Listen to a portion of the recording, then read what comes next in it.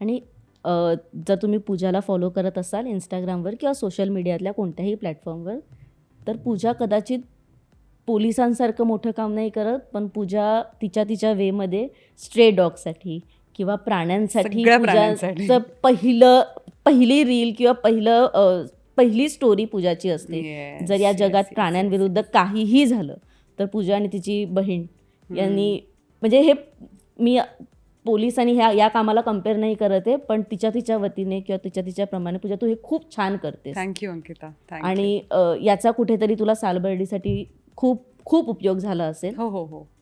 त्या स्वभावाचा. हा स्वभाव आधीपासूनच आहे. मला प्राण्यांची डॉक्टर आधी व्हायचं होतं.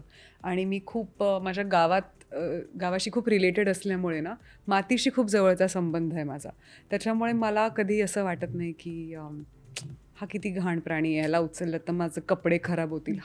हा विचार नाहीच आहे माझ्याकडे. करेक्ट. मला अजूनही आठवते, मी भर रस्त्यात गाडीमध्ये थांबवून, बाजूला मला पिल्लू दिसलंय, मागचे हॉर्न वाजवतायत, शिड्या घालतायत, तू रस्त्यात कशी गाडी, उतरून मी त्या मांजराच्या पिल्लाला माझ्याच गाडीत ठेवलंय. मग ते गाडी तिकडे तिकडे पळतंय.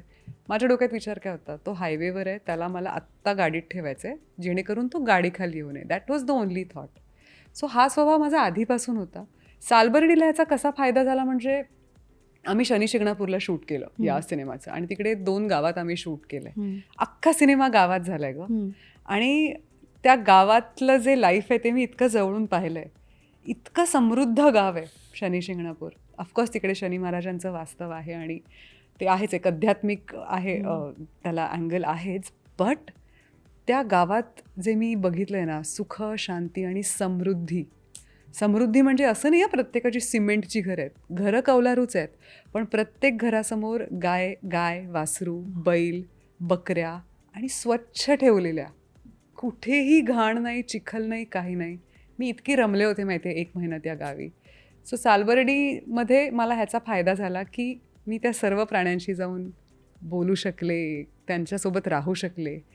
तिकडे एक मांजर मला दिसलं होतं तेव्हा, महापूर आला होता, पाऊस खूप झाला होता, आणि थोडं पर्शियनसारखं मांजर मला रानात फिरताना दिसलं. रात्री 3 वाजता आमची नाईट शिफ्ट संपवून आम्ही जात होतो. आणि मी माझा जो हेल्पर आहे मनोज, त्याला म्हटलं, मनोज ते बघ मांजर माझ्या गाडीसमोरच आलं ते. आणि मी गाडीतून उतरले रात्री 3 वाजता आणि धावत गेले त्याला पकडायला. तर ते काय हातात आलं नाही, ते शेतात गेलं. मी म्हटलं आत्ता या मांजराला शोधायचं. तर रोज आम्ही त्या रस्त्यावरच्या सगळ्या घरांना विचारायचो, ते पांढरं मांजर तुमचं आहे का, पांढरं मांजर तुमचं आहे का. मी घरी मुंबईत फोन केला होता की रुची मी आणते ते मांजर घरी, मला माहीत नाही, काहीतरी वेगळ्या ब्रीडचं होतं. आणि 15 दिवस त्याचा काही पत्ता नाही. शेवटच्या दिवशी बरोबर पॅकअप झालं तेव्हा रात्री निघालो आणि ते मला दिसलं. तर ते तिथल्या गाईगुरांबरोबर खेळत होतं अगं. आणि मला असं झालं की आत्ता जर मी ह्याला इथून घेऊन गेले तर काय, मी 4 भिंतीत ठेवणार शहरात. आणि ते छान सर्व्हाइव्ह करत होतं तिकडे. तर म्हटलं नको राहत, कसं गोड ते. आता शनी महाराजांनी मला दाखवलंय बघ, शेवटच्या दिवशी त्याचं हे घर आहे, त्याला शेतात मे बी बेडकं पकडायला आवडत असतील, सो राहू दे. सगळं केलं. मला हे खूप खूप अप्रूप आहे की तू जिथेही जाते तुला, म्हणजे इट्स अ ब्लेसिंग. कारण का हल्ली जे चाललंय जगात की प्राण्यांना तुम्ही जे कुत्र्यांच्या बाबतीत सुरू आहे त्याबद्दल तर बोलूच नाही, म्हणजे माझं इतका तिळपापड होतं. तर ते सगळं सोडून जेव्हा पूजा प्रत्येक सेटवर पूजासोबत एखादा किस्सा होतोच हा, की तिच्याकडे एखादा प्राणी येतोच किंवा ती त्या प्राण्याकडे जाते. ते देव पाठवतो. एक्झॅक्टली. हो, मला इव्हन अंकुश सर पण म्हणतात की मला ना आश्चर्य वाटतं की समजा कुठल्या पाखराला लागलंय किंवा मांजराला लागलंय तर ते पूजासमोरच येऊन कसं पडतात.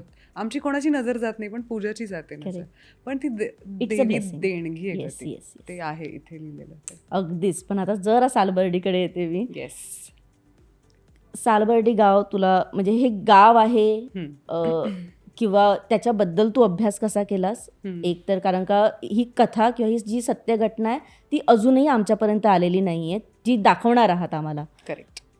अशा बऱ्याच घटना आहेत ज्या जगात घडतात, ज्या आपल्यापर्यंत येत नाही. आणि सिनेमा हे प्रभावी माध्यम आहे ज्याच्यातून प्रत्येक घटना किंवा कोणतीही एखादी घटना जी यायला पाहिजे होती समाजाकडे किंवा ती कोणत्याही कारणामुळे दाबली जाते किंवा ती येऊच देत नाही, याच्याबद्दल किती अभ्यास केलायस किंवा तुला किती, म्हणजे किती माहिती आहे की हे सगळं कुठे झालं आहे किंवा त्या सत्य घटना ज्यांच्यासोबत झाली त्यांना भेटली आहेस किंवा त्याबद्दल काही अभ्यास केला? सालबर्डीचा अभ्यासच मुळात माझा तो होता. मी Okay. कुठलीही पुस्तकं वाचण्यापेक्षा प्रेफर केलं होतं की मी रिअल लाईफ लोकांना जाऊन भेटेन जे ॲक्च्युअल पोलीस खात्यात काम करतात. आणि माझ्या सासरी असे आहेत आमचे काका जे अजूनही पोलीस खात्यात काम करतात. सो गमतीत मी त्यांना बऱ्याचदा विचारले की सांगा स्टोरी कशी.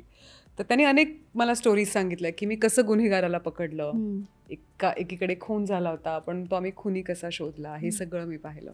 आणि तो रिसर्च करता करता मला भरपूर अशा केसेस जाणून घेतल्या मी ज्या लोकांसमोर आल्याच नाही आहेत आणि ज्या मुंबईत घडल्या आहेत आजही. म्हणजे अगदी मागच्या महिन्यातली गोष्ट आहे आणि जे पोलिसांना गुपित ठेवावं लागलं अगं, कारण ती कदाचित जर बाहेर आली असती तर मे बी एक खूप लाजिरवाणी गोष्ट होती ती. हे मी तुला एवढंच सांगू शकते because even I am not allowed to say few things.